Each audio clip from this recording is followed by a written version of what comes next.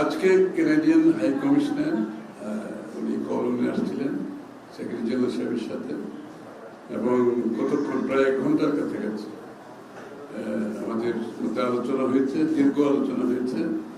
এবং আলোচনার বিষয়বস্তু স্বাভাবিকভাবে ফেব্রুয়ারি নির্বাচন প্রস্তুতি, নির্বাচনের প্রস্তুতি, সরকারের পক্ষ থেকে প্রস্তুতি, রাজনৈতিক দলগুলোর প্রস্তুতি, বিএনপির প্রস্তুতি, এগুলো নিয়ে আলোচনা হয়েছে।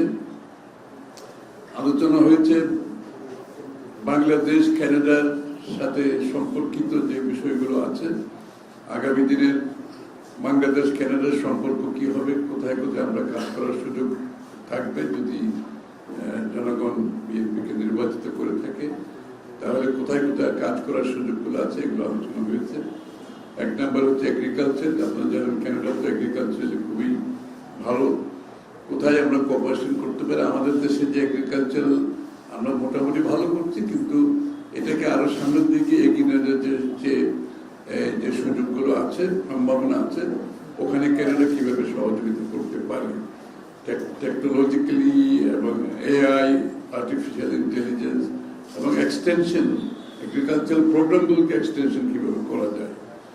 দ্বিতীয়ত হচ্ছে আইটি সেক্টরে আমাদের অনেক ছেলেমেয়েরা কানাডাতে লেখাপড়া করে, আপনারা জানেন, এবং এখানে আইটি সেক্টরে আমরা কিভাবে কানাডার সাথে একটা সংযোগ সৃষ্টি করতে পারি, এর মাধ্যমে বাংলাদেশে আমাদের কর্মসংস্থান সৃষ্টি করা যাবে। এবং এই আইটি রিলেটেড ব্যবসার মাধ্যমে আমরা আমাদের কর্মসংস্থান এবং বিদেশি মুদ্রা আয় দেশের অর্থনীতিতে প্রবৃদ্ধিতে কিভাবে সহায়তা করবে। আরেকটা এরিয়া হচ্ছে শিক্ষার ক্ষেত্রে, সেখানেও আমাদের কোঅপারেশন আলাপ হয়েছে। স্বাস্থ্যের ক্ষেত্রে আলাপ হয়েছে। আপনারা জানেন বিএনপি একটি ইউনিভার্সাল হেলথ কেয়ার, সার্বজনীন একটা হেলথ কেয়ার সিস্টেমের আমরা আমাদের ম্যানিফেস্টোতে থাকবে, এবং আমাদের কর্মসূচিতে আছে, অর্থাৎ প্রত্যেকটি নাগরিকের জন্য প্রাইমারি হেলথ কেয়ার, এবং যেখানে হত দরিদ্র তাদের জন্য আরো একটু উপরের দিকে অন্য হেলথ কেয়ার ব্যবস্থা, যেটা আমাদের স্বাস্থ্য ব্যবস্থায় থাকবে, যেটা আমরা আমাদের পরিকল্পনার মধ্যে আছে। সেটাকে সেই জায়গাতে কানাডার সহযোগিতা কিভাবে আসতে পারে সেটার উপর আলোচনা হয়েছে। ইলেকশন তো বললাম, এবং ইলেকশনে তাদের সহযোগিতাও থাকবে, এটা বলতো তারা কিভাবে সহযোগিতা করতে পারবে নির্বাচনের ভূমিকাতে। ইলেকশন কমিশনের সাথেও তারা কাজ করতে প্রস্তুত আছে, বোধহয় আলোচনাও চলছে ইতিমধ্যে হয়তো।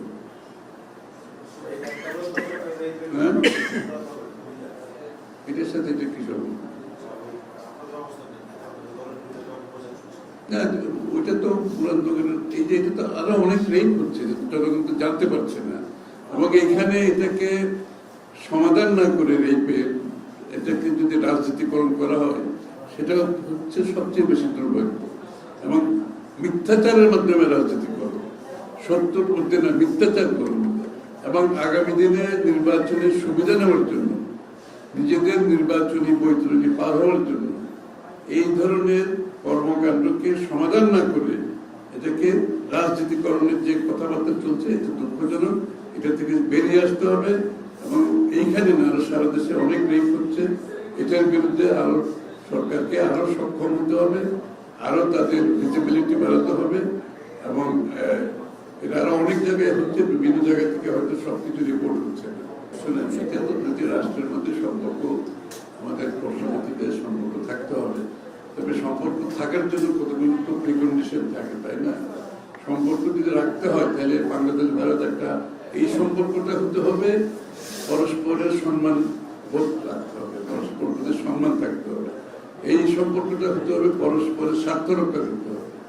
এই সম্পর্কটা এমন হতে হবে যেখানে কোনো আভ্যন্তরীণ বিষয়ে হস্তক্ষেপ করার সুযোগ থাকবে না। এই বিষয়গুলো তো সামনে থাকতে হবে, এবং এই বিষয়গুলো যখন নিশ্চিত করা যাবে, আমি মনে করি আমাদের সম্পর্ক এগিয়ে নিয়ে যাওয়াটা আরো সহজ হবে। সমস্যা হচ্ছে সমস্যার সমাধান না করলে রাজনীতি করো, তাহলে এই সমস্যা কিন্তু বাড়তে থাকবে। সমস্যার সমাধান না গিয়ে রাজনীতিকরণের পথটা বেছে নিলে এটা বাড়তে থাকবে, এবং সারা দেশে অনেকগুলো ইনসিডেন্ট ঘটছে। সুতরাং একটা জিনিস পরিষ্কার হতে হবে, যারা এই বিষয়গুলোকে নিয়ে রাজনীতিকরণের মাধ্যমে আগামী দিনে তাদের নির্বাচনী বৈতরণী পার হওয়ার সুযোগ খুঁজতেছে, দুর্ভাগ্যবশত তাদের সেইটা সফল হওয়ার কোনো সুযোগ নাই। কারণ এসবের মাধ্যমে, এই ধরনের মিথ্যাচারের মাধ্যমে, এটাকে রাজনীতিকরণের মাধ্যমে মানুষের চোখ অন্যদিকে নিয়ে যাওয়ার কোনো সুযোগ নেই। এবং কারা করেছে এটা সবাই জানে। আমি তো যতটুকু দেখেছি তো আওয়ামী লীগের আওয়ামী লীগের রাজনীতির সাথে জড়িত এরকম কেউ সোশ্যাল মিডিয়াতে দেখেছি, বিভিন্ন রকম পত্রিকায় আসছে দেখলাম। সুতরাং এটা বড় কথা না, বড় কথা হচ্ছে এইটাকে রাজনীতিকরণের কোনো সুযোগ নেই, সবচেয়ে বড় কথা হচ্ছে। এবং সেটা করতে গিয়ে আসল জিনিসটা নষ্ট হয়ে যাবে কিন্তু। এবং যারা সেটা বুঝে না, তারা সেই ধরনের দায়িত্ব পালন করা উচিত, এটা বুঝতে হবে।